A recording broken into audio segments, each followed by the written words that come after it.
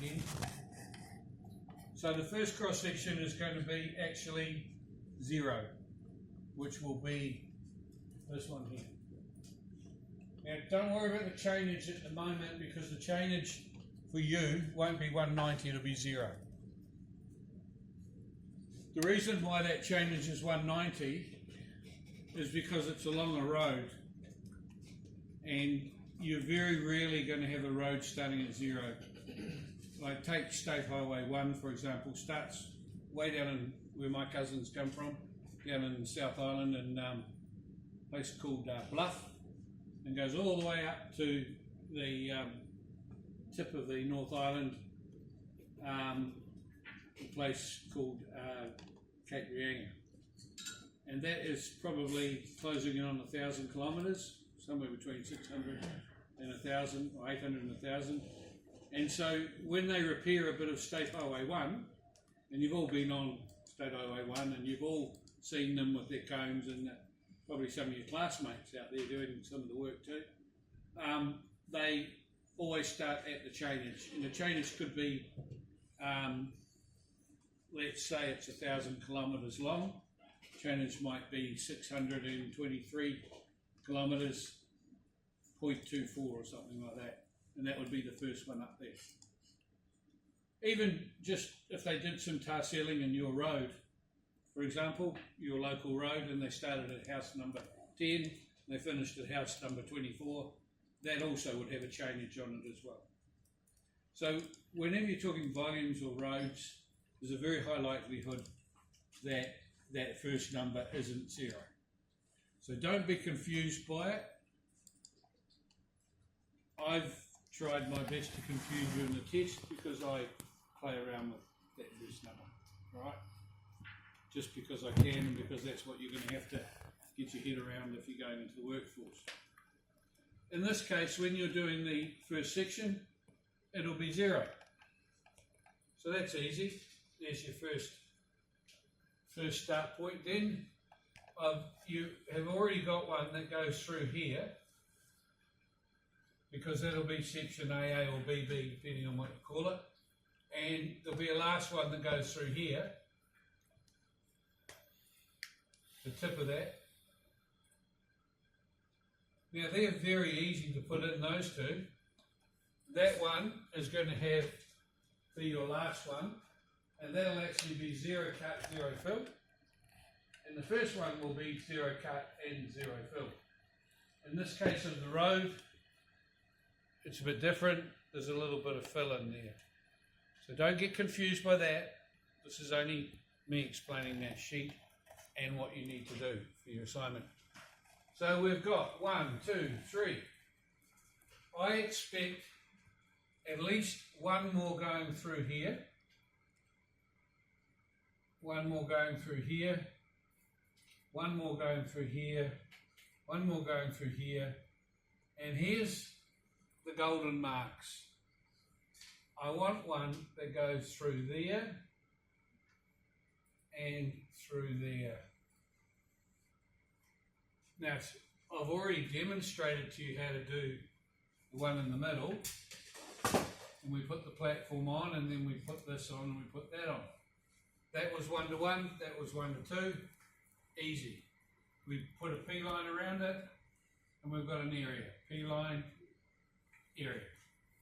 That's that one. The N one, this one, the in-between ones may be very different to that. What are these ones going to look like? Well, they're going to look, this is your only clues, they're going to look sort of something like this.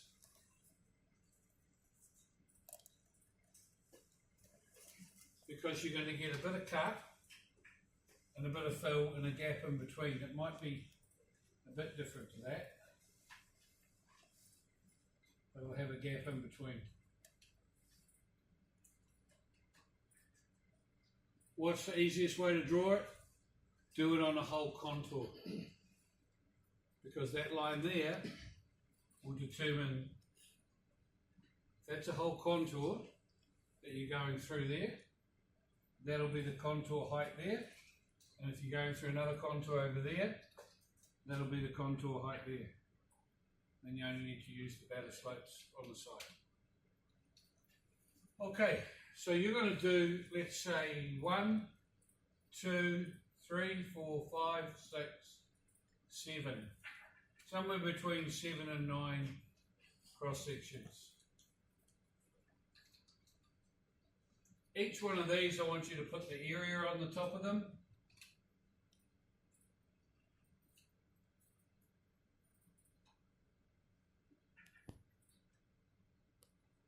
And that's a mark for doing that correctly. Now I'll let you in a little secret. I will only be checking one. But usually I can pick the right one to check that you haven't drawn it correctly. Just because I can kind of eyeball it, and let's face it, by the time I've marked 30 something, you know, the one that's not right will stand out.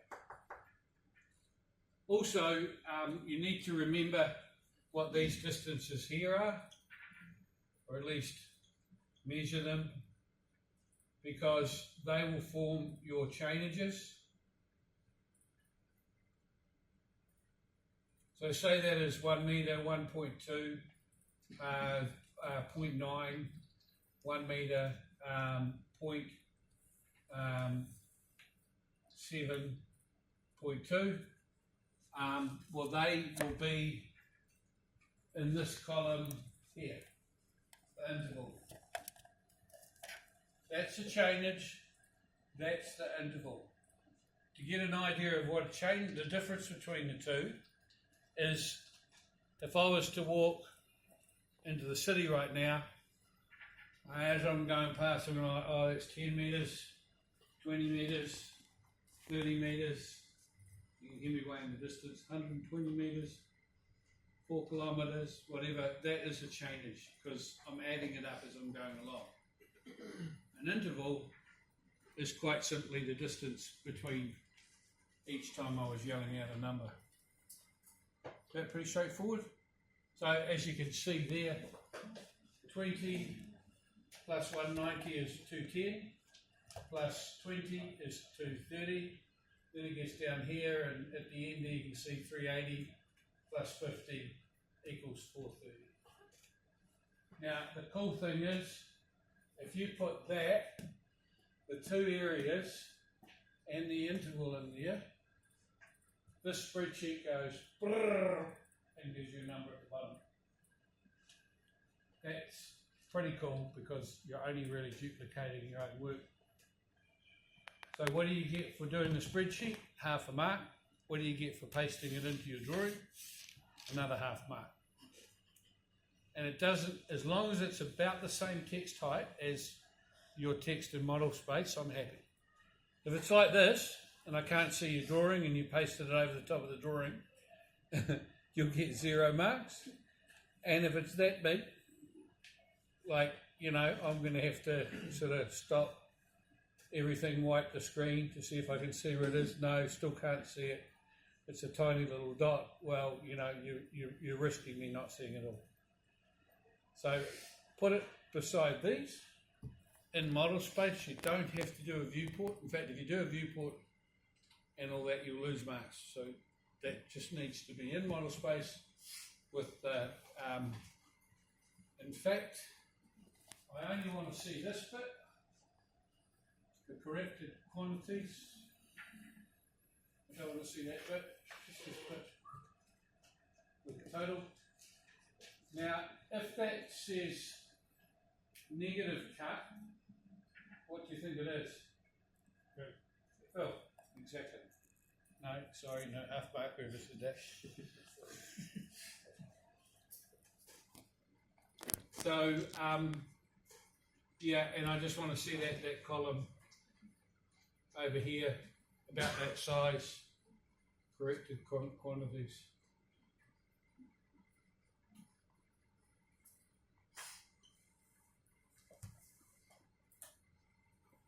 So I think, to me, if I can't remember, it's on your assignment sheet.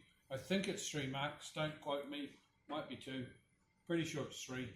easiest 3 marks you're going to get off me. It's almost something, but you've got to do your contours in here first on the butterfly wing, or else you're not got much show of being able to do that properly. I do check 1 on everybody's.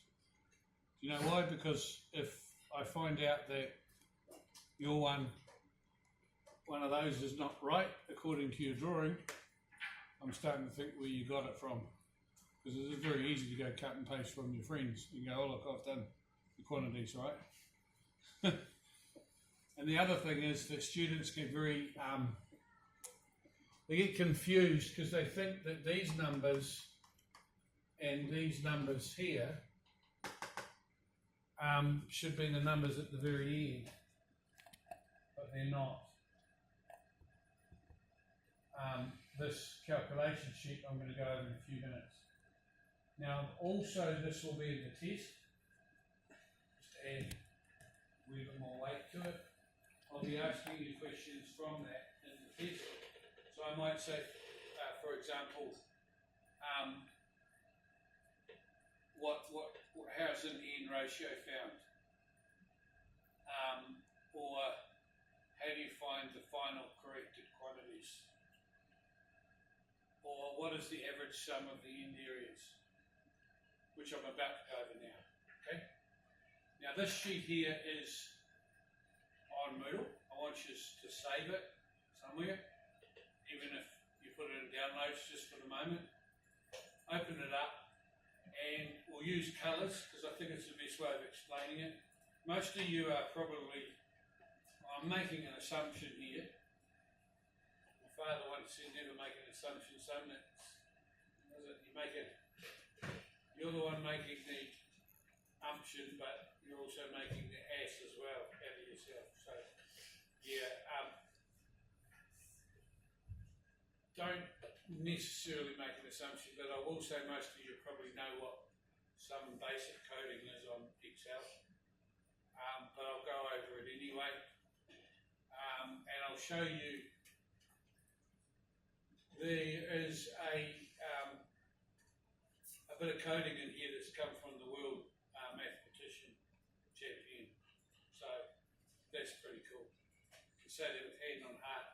He's actually written most of the software for 12D, and that's where the code came from into this. It's actually in Civil 3D as well. So it's both of the main programs used in Auckland